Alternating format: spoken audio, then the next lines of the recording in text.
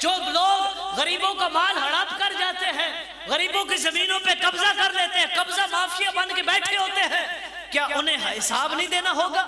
کیا انہیں قیامت کے دن اللہ کے حضور کھڑا نہیں ہونا ہوگا؟ لَتُسْأَلُنَّ يَوْمَئِذٍ عَنِ النَّعِيمِ، وہ قیامت کا دن ایسا ہوگا جس کے دن اللہ ہر نعمت کے بارے میں سوال کرے گا۔ تو ہر نعمت کے بارے میں سوال ہوگا تو کیا حرام چیزوں کے بارے میں اللہ نہیں پوچھے گا کہ تو حرام کھاتا رہا، تجھے میرا احساس تک نہیں ہوا، ڈر تک نہیں ہوا؟ اب حضرت موسیٰ جنگی دوست رحمت اللہ علیہ دل میں خیال آیا کہ اللہ قیامت کے دن پوچھ لے گا تو کیا جواب دے گا؟ آپ گئے اس کے مالک کو تلاش کرتے کرتے دیکھا نہر کے کنارے ایک باغ لگا ہوا ہے۔ آپ نے باغ کے مالک کو تلاش کیا، اور جو باغ کا مالک تھا جب آپ اس کے پاس گئے اور جا کے کہنے لگے کہ میں نے تیرے باغ کا پھل کھایا ہے، میں اللہ کے حضور توبہ کرنا چاہتا ہوں، تجھ سے معافی مانگنا چاہتا ہوں، تو مجھے معاف فرما۔ اور وہ جو اگلا بندہ تھا نا باغ کا مالک، وہ بھی کوئی عام بندہ نہیں تھا، وہ بھی اللہ کا ولی تھا۔ اور میرے حضور کی حدیث پاک ہے اتقوا فراست المؤمن فإنه ينظر بنور اللہ، کہ مومن کی فراست سے ڈرو کہ وہ اللہ کے نور سے دیکھ رہا ہوتا ہے۔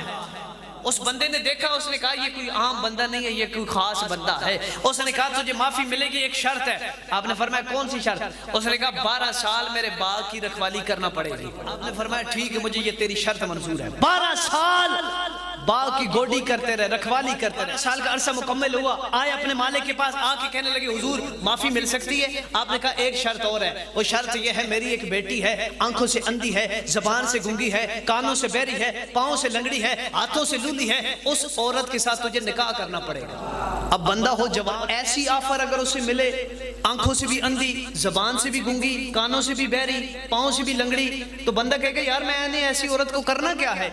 وہ مجھے سنبھالے گی یا میں اسے سنبھالوں گا؟ حضرت غوث پاک کے والد کے ذہن میں تھا اتقوا اللہ، اللہ سے ڈرنا ہے۔ قیامت والے دن اس سیب سے اگر پھنس گیا، اس پھنسنے سے بہتر ہے کہ میں ادھر ہی پھنس جاؤں۔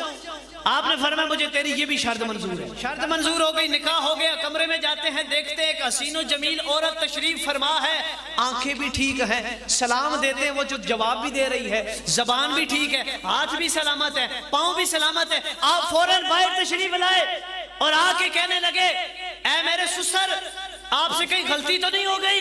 جس عورت کا آپ نے مجھے کہا تھا یہ تو بالکل اس کے برعکس ہے، کہیں غلطی تو نہیں ہوگی؟ کسی اور عورت سے میرا نکاح تو نہیں پڑھایا گیا؟ آپ نے فرمایا او میرے بیٹے تجھے سمجھ نہیں آئی، یہ میری بیٹی ہے، کانوں سے بہری اس لیے نہیں کہا کہ اسے سنائی نہیں دیتا ہے، کانوں سے بہری اس لیے کہا ہے آج دن تک کسی غیر محرم کی آواز اس کے کانوں میں نہیں پڑی۔ زبان سے گنگی اس لیے کہا آج دن تک اس نے کسی غیر محرم مرد سے کلام نہیں کیا ہے۔ آنکھوں سے اندھی اس لیے کہا آج دن تک اس نے کسی غیر محرم پہ نظر نہیں ڈالی ہے۔ ہاتھوں سے لولی اس لیے کہا آج دن تک اس کا ہاتھ کسی غیر محرم یا کسی ناجائز کام کی طرف نہیں اٹھا ہے۔ پاؤں سے لنگڑی اس لیے کہا آج دن تک میری بیٹی گھر سے باہر قدم نہیں رکھا ہے۔ تو دوستان محترم، جس کی والدہ ایسی ہو، اتنی تقوی والی ہو، جن کے والد اتنے تقوی والے ہو، ان کی اولاد کو پھر غوث پاک کہا جاتا ہے۔